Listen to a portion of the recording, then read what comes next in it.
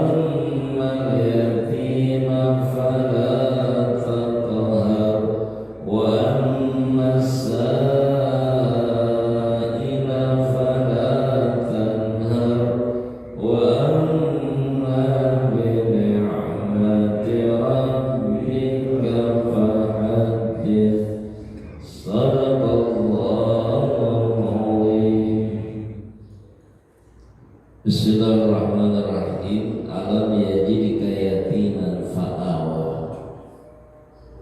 Ayat ini menjelaskan tentang keadaan Nabi kita Muhammad SAW, di mana pada ayat sebelumnya juga kita sudah bahas tentang keistimewaan Nabi kita Muhammad, kelebihan yang Allah berikan kepada Nabi Muhammad, yaitu ayat sebelumnya. Biar nyambung dengan ayat yang kita akan bahas, kita ceritakan dulu gimana ayat sebelumnya. Sebelum ayat alam yajidka yatiman fa'awa, ada ayat wala sawfa yu'tika rabbuka fatarda. Kemarin sudah dibahas ayat wala sawfa yu'tika rabbuka fatarda itu ketika malaikat Jibril menyampaikan ayat ini. Jibril mengatakan kepada Nabi Muhammad, wahai Muhammad, Allah akan memberikan apa yang kamu mau. Apa yang kamu mau Allah akan berikan, asalkan kamu ridho. Saya lagi, apa yang kamu mau, apa yang kamu inginkan Allah akan berikan. Yang penting kamu rela, yang penting kamu puas, yang penting kamu ridho. Silakan apa yang kamu inginkan Muhammad, pasti Allah akan berikan. Itu ayat wala sawfa yu'tika. Maka dijawab oleh Nabi Idan, kalau memang demikian la ardo wa wahidun min ummati finnar. Beliau mengatakan kalau memang Allah menawarkan saya apa yang saya inginkan Allah akan berikan, saya minta cuma satu. Apa apa? Jangan ada satu umatku yang masuk ke dalam neraka. Itu yang saya mau.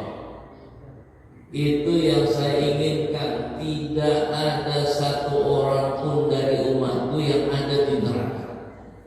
Artinya semuanya masukkan umatku dalam surga Allah. Coba bayangin saudara. Itu keinginan Rasul. Baru Rasul merasa puas kalau sudah umatnya masuk surga semua. Baru puas. Dan itu yang Rasul inginkan. Enak gak punya pemimpin kayak gini? Punya pemimpin kayak gini, mikirin umatnya biar selamat umatnya dari api neraka, biar semuanya masuk surga. Luar biasa. Kalau memang itu yang kau inginkan wahai Muhammad, pasti Allah akan berikan. Pasti Allah akan berikan. Kalau itu yang kamu inginkan, makanya jadi umat Rasul tenang, pasti masuk surga. Kata siapa? Kata Nabi. Akhirnya Rasul mengatakan, kullu ummati yadkhuluna jannah.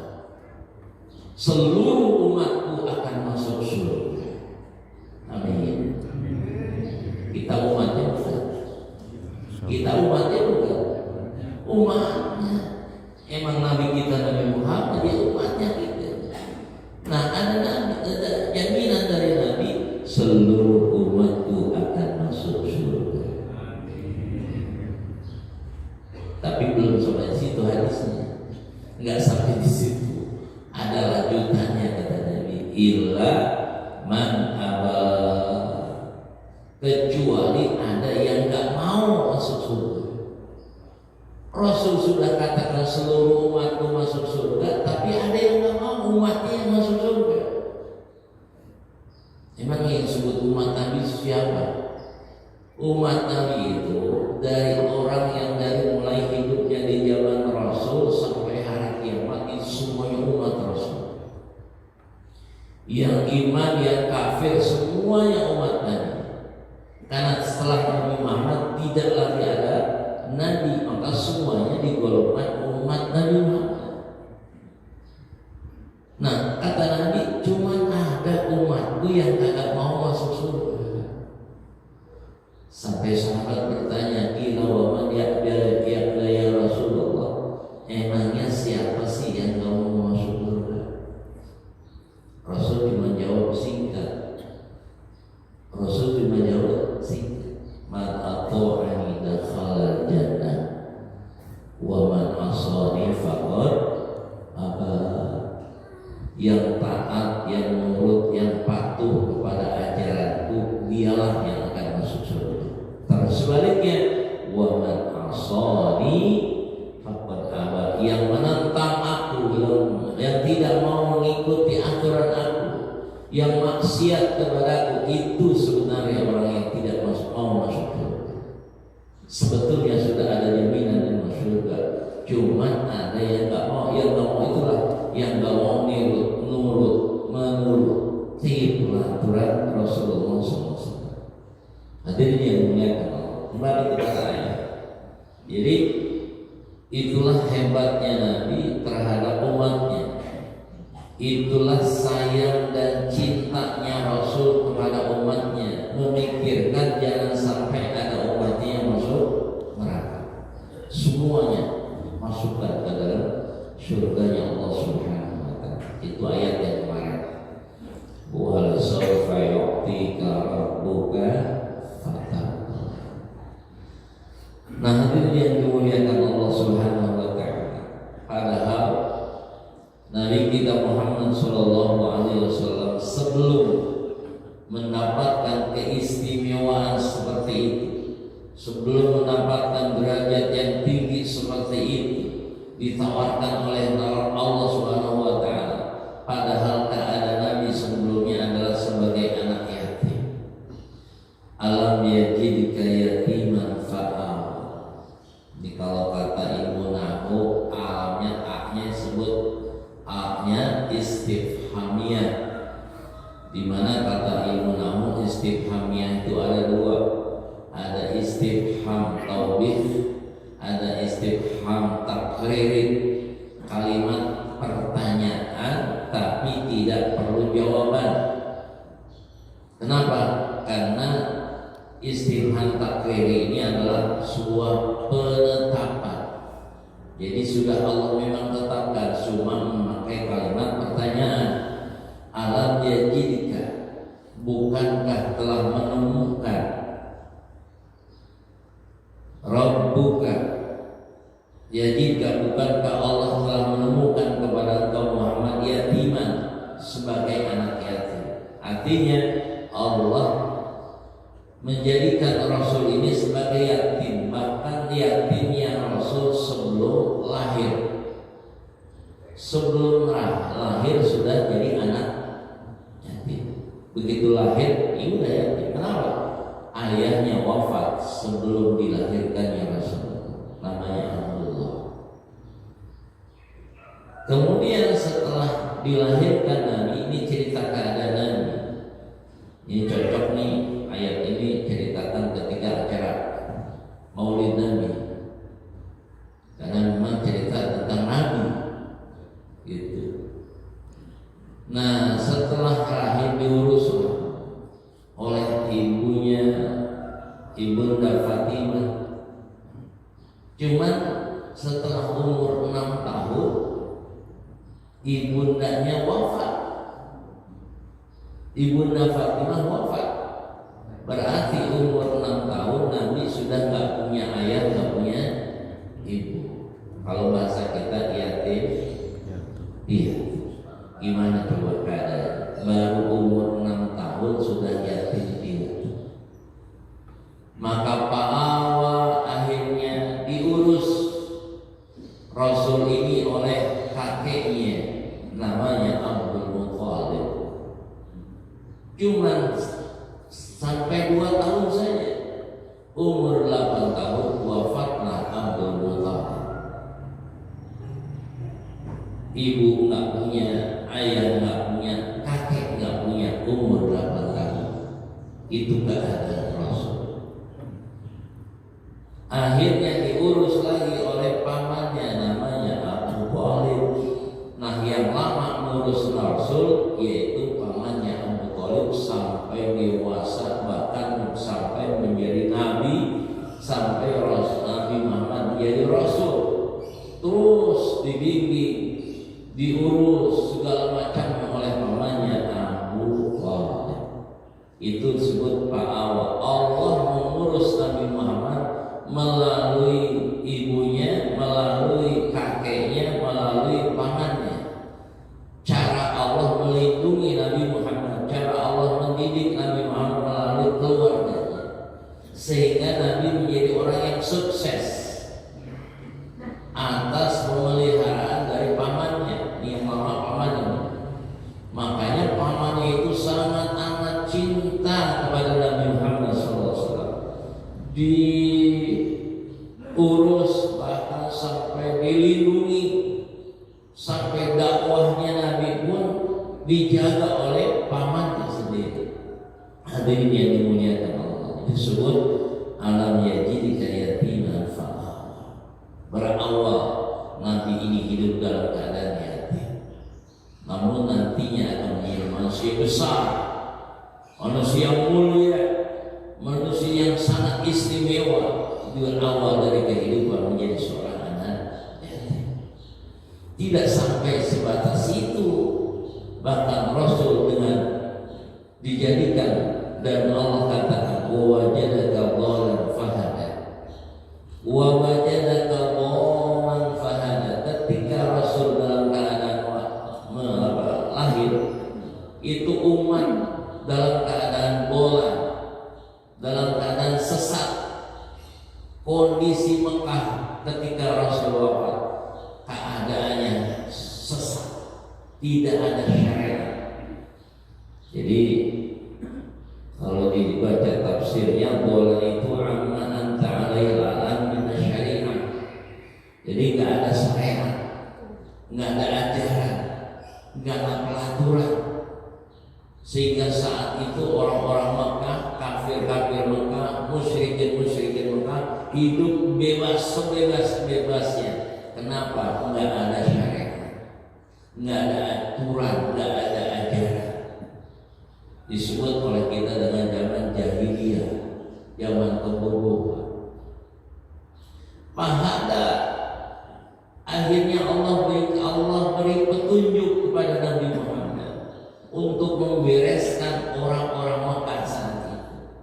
Maka setelah Nabi Muhammad dilantik menjadi nabi, dilantik menjadi rasul, maka rasulnya akhirnya tugas untuk membereskan iman orang Mekah, membereskan akidah orang-orang musyrikin Mekah dengan petunjuk melalui ayat Quran dan hadis Nabi sallallahu alaihi wasallam. Wa wajadaka dhalan fahada. Itu kondisi Rasul ketika masih dalam keadaan kecil. Akhirnya Allah lah mengutus seorang nabi dan memberikan petunjuk kepada umat melalui ayat-ayat Al-Quran dan hadis Nabi sallallahu alaihi wasallam. Kemudian hadis kalian tidak juga sampai di situ keadaan Rasul. Sebelum menjadi orang besar, sebelum menjadi orang yang termulia, tapi Rasul juga pernah mengalami wa wajadaka ailan. Rasul mengalami kesusahan dalam keadaan ekonomi, kesusahan dalam keadaan dunia, ailan. Kalau baca tafsirnya malah ailan itu fakir, miskin. Ya Rasul itu apalagi miskin. Gimana nggak miskinnya? Ditinggalkan ayahnya tidak meninggalkan waris, nggak meninggalkan tanah berhektar-hektar, tidak meninggalkan uang sekian juta, sekian miliar, maka akhirnya Rasul miskin. Ailan wajadaka ailan, masya Allah. Hidupnya susah, tapi akhirnya oleh Allah fa'agna, Allah berikan kecukupan. Setelah dikasih kemiskinan, Allah akhirnya berikan kecukupan. Fa'agna, Allah kayakan akhirnya. Melalui apa? Dagangnya, usahanya. Ini kayak tadi itu, kalau usaha itu bagus ya, biar nggak pada pakai. Kerja dengan seorang wanita bernama Siti Khadijah, kerja dengan beliau, mengurus perusahaan orang-orang kaya. Khadijah itu orang kaya. Ceritanya Khadijah ini kalau sekarang itu disebut konglomerat, darah biru, miliarder. Itu Siti Khadijah. Beliau kerja dengan Khadijah sehingga jadi cukup hidupnya, kaya akhirnya. Dan ujung-ujungnya Khadijah dinikahi oleh Rasulullah dalam keadaan janda, umur 40 tahun, Rasul umur 25 tahun. Nah, kalau ngambil sunnah yang begitu kan? Kalau ngambil sunnah yang begitu anak muda, ya, umur 25 tahun kawin nikah dengan janda umur 40 tahun. Tapi yang kaya koyo Khadijah nanti gitu. Nanti kekayaannya mendukung suaminya untuk dipakai buat dakwah kayak Nabi dengan Khadijah. Begitu dengan nikah dengan Khadijah, itu harta kekayaan Khadijah dilimpahkan kepada Nabi, diberikan kepada Nabi untuk apa? Perjuangan agama sampai habis Khadijah hartanya, luar biasa. Nah ini artinya yang dimuliakan Allah. Akhirnya dari kemiskinan, dari kesusahan hidup ekonomi, Allah berikan fa'agna, Allah berikan kecukupan. Maka Nabi nggak selamanya miskin, pernah merasakan kaya. Cuman kayanya Nabi tidak diperlihatkan. Sebetulnya Nabi kaya, cuma enggak diperlihatkan kekayaannya. Gimana mau diperlihatkan? Dapat hadiah, dapat pemberian orang, dapat orang di mana-mana, langsung hari itu juga dibagikan. Jadi nggak disimpan kekayaannya. Itulah Nabi. Dapat hadiah nih sekian banyak, langsung dibagiin kepada orang-orang miskin. Dapat hadiah lagi, bagiin lagi. Coba kalau dikumpulin, ditumpuk jadi kaya. Nah, itulah kayanya Nabi, nggak diperlihatkan kekayaan. Allah wa wajadaka 'ailan fa'agna. Itu yang ketiga. Hadirin yang dimuliakan Allah Subhanahu wa taala. Ini waktunya sampai tolong ya. Udah bunyi ini masalahnya. Maaf. Udah isyak artinya. Emang biasanya sampai jam berapa? 6:30. 6:30. Lanjut ini. Lanjut. Lanjut ya. Lanjut. Masih 3 ayat lagi. Kenapa Pak? Ya. Oh enggak. Kalau terus ya. Kalau selesai, cuma ngikutin aja.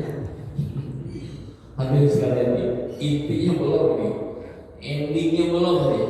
Sampai yang terakhir nanti ada endingnya sebenarnya. Ini baru cerita keadaan Nabi yang tadinya susah, yang tadinya dalam keadaan sesat, umat yang tadinya dalam keadaan yakin, akhirnya Allah angkat derajatnya dengan derajat setinggi-tingginya. Nah, hadirin yang dimuliakan Allah Subhanahu wa taala. Oleh karenanya, kalau kita sebagai umat Nabi Muhammad SAW, hati-hati. Hati-hati apa? Hati-hati terhadap anak yatim. Karena Rasul itu adalah Abul Yatam, bapaknya anak yatim itu Rasul. Maka terhadap anak yatim hati-hati. Kata Allah, fa'amal yatima fala taqhar. Ini endingnya. Jangan sampai terhadap anak yatim itu kalian berani mengambil hartanya dengan jolim. Ini ada. Nggak boleh orang-orang itu mengambil harta anak yatim kalau yatim itu udah hak dan hartanya yang harus dinikmati oleh anak yatim. Makan harta anak yatim, naudzubillah, fa'amal yatim fala taqhar. Justru kalau memang kita ngaku sebagai umatnya Rasul, bukan malah disakiti Rasul, bukan malah dibiarkan Rasul, bukan malah diambil hartanya anak yatim, justru peliharalah anak yatim dengan baik. Pedulilah terhadap anak yatim dengan baik. Santunilah anak yatim dengan baik. Kenapa? Itu anjuran Nabi kita Muhammad SAW. Maka pantas kata Nabi yang paling bagus nih, rumah yang di dalamnya ada anak yatim. Disebut kata bahasa hadisnya khairul bait baitul fihi yatim. Sebaik-baik rumah yang di dalamnya ada anak yatimnya. Tapi bukan hanya sekedar ada, diurusi anak yatim di rumah kita. Makannya anak yatim seperti makannya anak sendiri. Pakaiannya anak yatim seperti pakaian anak kita sendiri. Sepatunya anak yatim disamakan dengan sepatunya anak kita sendiri. Pendidikan anak yatim disamakan dengan pendidikan anak kita sendiri. Itu rumah yang kalau ada anak yatim seperti itu kan, itu termasuk khairul bait, sebaik-baik rumah. Sebaliknya, wa syarru baitin baitul yatim wa sa'ati. Seburuk-buruknya rumah yang di dalamnya ada anak yatim, tapi diperlakukan dengan jahat anak yatim di rumahnya. Ini hadirin. Jadi harus memang kita ini jangan sampai menyakiti hati yatim. Harusnya disenangkan, digembirakan, dibahagiakan anak-anak yatim kita. Insya Allah kalau kita memperhatikan kehidupan yatim, apa kata Nabi? Nabi mengatakan apa? Ana wa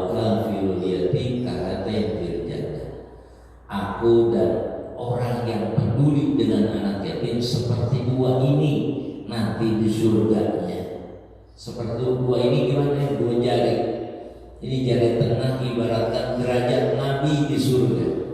Ini derajat orang yang mengurus yatim, yang peduli dengan yatim, terlebih. Jadi pendampingan, gak berjauhan antara orang yang mengurus yatim dengan Nabi kita di surganya Allah Subhanahu wa Ta'ala. Gak jauh derajatnya. Inilah hebatnya orang yang sangat peduli dengan anak-anak yatim. Ya, kalau bagusnya setiap rumah umat Islam ini ada anak yatim. Satu aja setiap rumah. Masya Allah. Luar biasa ya. Alhamdulillah kita pun pernah suka sering menyantuni anak yatim. Cuma saya kita paling juga sebutnya berapa kali? Sebulan sekali. Nah, sebulan sekali, alhamdulillah. Sebulan sekali, ada yang setahun sekali Pak. Ada tuh setahun sekali. Coba barang kalau sampai setahun cuma sekali yang tentu yatim. Emang yatim makannya setahun sekali? Emang yatim sekolahnya setahun sekali? Harusnya tiap hari. Seharusnya setiap hari ngasih makannya, pendidikannya, terutama pendidikan, saudara. Yatimnya jangan sampai nggak sekolah, yatimnya jangan sampai nggak kuliah, yatimnya jangan sampai nggak ada pendidikannya. Didik sama kita, itulah luar biasa. Nah, yang kedua wa masaila falatanhar, jangan suka sama orang yang minta-minta. Sail itu meminta-minta, sail boleh. Falatanhar, jangan menyentak, jangan menghardik. Ini pelajaran kedua. Kalau ada pengemis, ada orang yang minta-minta, jangan diomelin, jangan disentak, jangan diusir. Kasih kalau kita memang mau ngasih. Kalaupun nggak mau memberikan, jangan sampai diusir. Kasih dengan bahasa yang lembut. Mohon maaf, ya, saya nggak bisa ngasih. Mohon maaf. Gitu minimal kalau nggak mau ngasih. Jangan udah nggak ngasih ngomel. Minta mulu. Jangan minta mulu, Bang. Usaha cari. Waduh, udah gitu nggak ngasih. Orang kan kecewa. Ini bukan berarti melindungi sail, melindungi peminta-minta. Bukan, artinya dia minta mungkin punya alasan karena memang nggak ada yang mau dimakan. Daripada yang akhirnya dia mencuri, kasih. Tapi derajat seorang sail memang rendah, hadirin sekalian. Sampai Rasul pun memang melarang orang minta. Nggak bagus jadi profesi seorang peminta-minta. Profesi kan sekarang bisa dijadikan profesi. Iya, profesi apa? Tukang minta-minta. Ternyata di kampungnya rumahnya gedung, rumahnya 2 tingkat di Jakarta, usahanya minta-minta. Ada yang begitu, bahkan sampai nipu-nipu, pura-pura pinjam. Begitu orang datang lari kencang banget. Penghasilannya sehari 500.000. Masya Allah. Itu peminta-minta.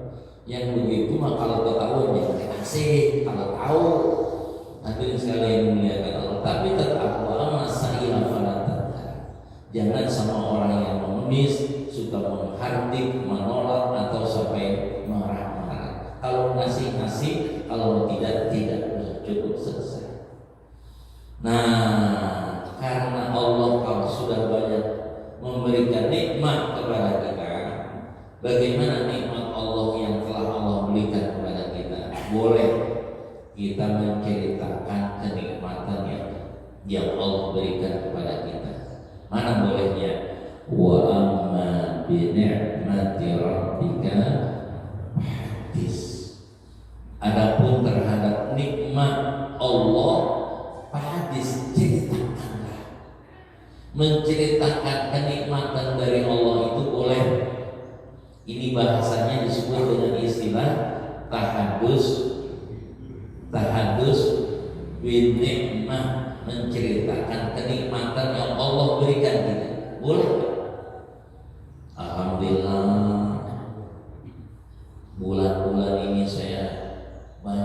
rezeki, berkah, alhamdulillah gitu.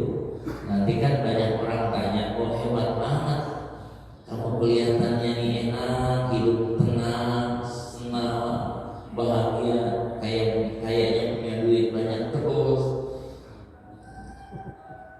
Ada yang nanya, emang konsepnya apa sih? Nah kan begitu. Setelah diceritakan, ada yang nanya, konsepnya apa sih? Kok kamu kelihatannya senang terus, kelihatannya bahagia terus, kelihatannya banyak duit terus, kelihatannya bahagia terusnya. Cerita tuh, alhamdulillah. Mungkin ini asbab saya rajin sholat berjamaah, mungkin saya dengan rajin yang duduk di pengajian, mungkin asbab saya banyak sedekah, mungkin asbab saya banyak sholat duha. Jadi Allah berikan saya kemudahan dan siap urusan saya. Oh gitu ya? Iya. Tuh. Kalau ceritain orang jadi tahu, oh itu ternyata kuncinya, oh itu ternyata rahasianya. Kalau begitu saya besok yang pengen kayak kamu. Saya mau rajin sedekah, saya mau rajin sholat berjamaah di masjid, saya mau sholat duha, dan saya tuh jadi itibar, jadi pelajaran buat orang lain. Makanya boleh menceritakan kenikmatan yang Allah berikan kepada kita. Namanya tahadus bin ni'mah. Tapi dengan syarat cerita itu jangan didasari dengan kesombongan. Oh kalau kesombongan nggak boleh. Ada yang tanya nih, oh kamu hidup sekarang enak banget kayaknya, senang banget kayaknya. Iya dong. Wah itu kesombongan. Siapa lagi di sini mah kalau bukan saya? Waduh, makanya kamu kayak saya. Waduh, ini mah nggak boleh ya kayak gitu. Itu mah dasarnya takabur. Itu dasarnya sombong. Nggak boleh kalau menceritakan kenikmatan dasarnya takabur. Tapi kalau dasarnya untuk jadi iktibar, jadi pelajaran buat orang yang bertanya, boleh biar dia ngikutin. Itu hadirin yang dimuliakan Allah Subhanahu wa taala, ayat yang wa amma bi ni'mati rabbika hadis. Maka jamaah yang dimuliakan Allah Subhanahu wa taala, intinya ayat yang kita baca, yang kita bahas pada hari ini adalah merupakan pelajaran bagi kita sebagai umat Nabi Muhammad SAW, yaitu bagaimana baginda Rasul Nabi Muhammad SAW mempunyai derajat pangkat yang sangat amat tinggi dan sangat amat mulia di hadapan Allah Subhanahu wa taala, karena memang tadinya sebelum senang, sebelum mulia, dia menjadi orang yang susah dalam kehidupan sebelumnya. Memang begitu. Kalau mau senang, ya mau harusnya susah dulu. Nggak bisa lah orang langsung senang kalau nggak susah dulu. Kita pun begitu. Kalau pengen senang di akhir hayat kita nanti, ingin mulia hidup kita di hadapan Allah, ingin bahagia kita di akhirat nanti, harus mau susah-susah dulu sebelumnya. Gitu ya. Bukan berarti harus jadi anak yatim dulu, bukan. Ya, artinya hidup harus mengalami dengan kesusahan dulu, baru nanti Allah akan berikan kemudahan. Merakit-rakit ke hulu, berenang-renang, tetapi ya bersakit-sakit dahulu, bersenang-senang kemudian. Iya susah-susah dahulu, gitu, baru senang. Nah, kita sekarang di dunia ini nggak apa-apa susah-susah dulu hidup di dunia. Yang penting di akhirat kita bersenang-senang. Kenapa? Susahnya di dunia enggak lama. Kita susah-susah, payah-payah, capek-capek. Yang penting mati di akhirat di alam kubur senang. Itu yang penting. Daripada di dunia susah, di akhirat tak susah. Waduh, ini udah neraka dua-duanya. Mendingan ini, nggak apa-apa lah susah dulu di dunia. Berat nggak apa-apa ya di dunia ini apa adanya dulu. Yang penting hidup di akhirat, jadi orang kaya, jadi orang senang, jadi orang bahagia. Nah kita kan susah-susah sekarang nih. ngaji dalam rangka susah-susah dulu, sholat capek, ngaji capek, silaturahmi capek, tahajud capek, duha capek, berjamaah di masjid capek dulu gak apa-apa, sebentar capeknya, tapi nanti senang selama-lamanya. Amin ya rabbal alamin. Itu jadi nggak boleh capek-capek sendiri di dunia, tapi kayaknya nggak capek-capek amat juga gitu ya. Tapi ini bahasan ngaji ini kan capeknya nggak seberapa capeknya dulu, capeknya dulu ya capek, tapi nggak seberapa capeknya, balasannya senang selama-lamanya. Amin Allah ya rabbal